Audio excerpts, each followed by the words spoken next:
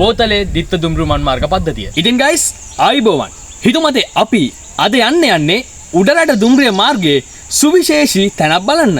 අපි ගිහින් බලමු ඒ මොකද්ද කියලා. බෝතලේ දුම්රිය ස්ථානයේ සහ විල්වත්ත දුම්රිය ස්ථානයේ අතරයි මේ සුවිශේෂී දුම්රිය උමන් මාර්ගය පිහිටලා තියෙන්නේ. දුම්රිය මාර්ග පද්ධතියේ ඉදිකරුණු උමන් මාර්ග අතර සුවිශේෂිතම තැනක් ගන්නා දුම්රිය උමන් මාර්ගයක් තමයි මේ. මෙරට දුම්රිය ගමන් මාර්ග පද්ධතිය ඉදිකරුණු මුල්ම සහ එකම දිත්ව දුම්රිය උමන් මාර්ග පද්ධතිය තමයි මේ බෝතලේ දිත්ව දුම්රිය උමන් මාර්ග පද්ධතිය.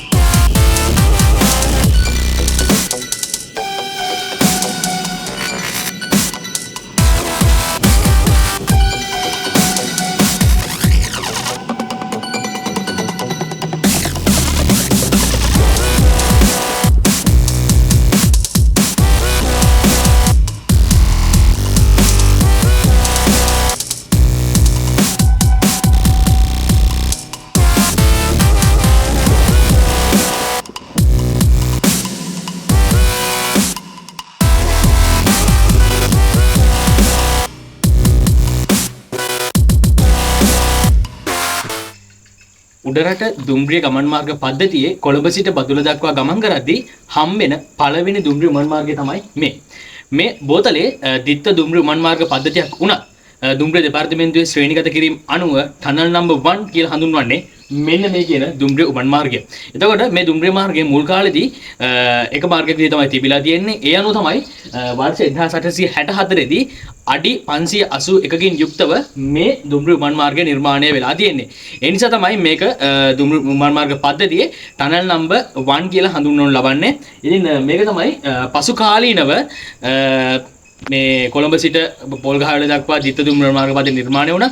ඒ අනුව තමයි එහා පැත්තේ තියෙන දෙවනි උමන් මාර්ගය නිර්මාණය වෙලා තියෙන්නේ. අපි එහා පැත්තට ගිහින් බලමු දෙවනි දුම්රිය උමන් මාර්ගය පිළිබඳව.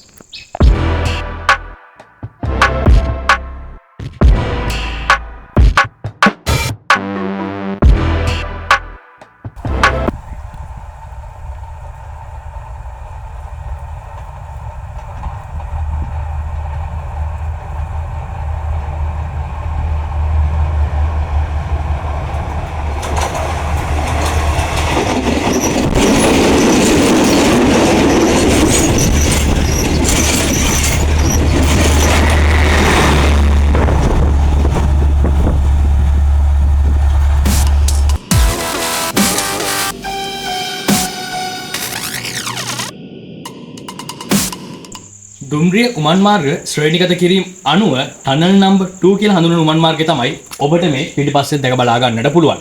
එතකොට අපි එහා පැත්තේ කතා කරේ ටනල් නම්බර් 1. ඒ තමයි මේ පළවෙනියෙන් ඉදිවෙච්ච දුම්රිය උමන් මාර්ගය. හැබැයි පසු කාලීනව දිත්ත දුම්රිය මාර්ග ඉදිවීමත් සමග දුම්රිය ගමනාගමනයට තවත් උමන් මාර්ගයක් නිර්මාණය කිරීමට සිද්ධ වුණා. ඒ තමයි මේ දුම්රිය උමන් මාර්ගය. මේ දුම්රිය උමන් මාර්ගය වර්ෂ 1925 දී තමයි නිර්මාණය වෙන්නේ. අරුමන් මාර්ගය අඩි 581ක් වුණාට මේ උමන් මාර්ගය අඩි 400 පමණ පොඩි අගයක් තමයි ගන්නෙ. මේ උමන් මාර්ගයේ ඉදීමත් සමග තමයි අර එහාපැති උමන් මාර්ගය සහ මෙමන් මාර්ගයේ එක්වීමෙන් ද්විත්ව දුම්රිය උමන් මාර්ග නිර්මාණය වන්නේ. එතකොට දැනට ලංකාවේ තියෙන එකම සහ පළවෙනියටම ඉදිකරනු ද්විත්ව දුම්රිය උමන් මාර්ග පද්ධතිය තමයි මේ බෝතලේ සහ විල්වත්ත කියන දුම්රිය ස්ථාන අතර තියෙන මේ ද්විත්ව දුම්රිය උමන් මාර්ග පද්ධතිය. මේ තමයි ද්විත්ව උමන් මාර්ගයේ විස්තර. ඉතින් මේක කෝච්චි යන ගමන් නම් මේකේ සුන්දරත්වය විඳින්න අමාරුයි. මෙතෙන්ට ඇවිල්ලාම මේකේ සුන්දරත්වය විඳින්න ඕනේ. හැබැයි පුංචි දෙයක් තියෙනවා. මෙතෙන්ට ආපුවාම කෝච්චියක් එනවද නැද්ද කියලා හොයාගන්න අමාරුයි. ඒකින්ද පොඩ්ඩක් ආරක්ෂාකාරීව මේ බින්ග ඇතුලේ ගමන් කරනකොට ගමන් කරන්න ඕනේ. ඉතින් ඒක නම් මතක් කරමින් හිතුමතේ ලස්සන වීඩියෝ එකකින් හැම බලාපොරොත්තු වෙන සම ගන්නවා. ගිහින් එන්නම් අපි හිතුමතේ.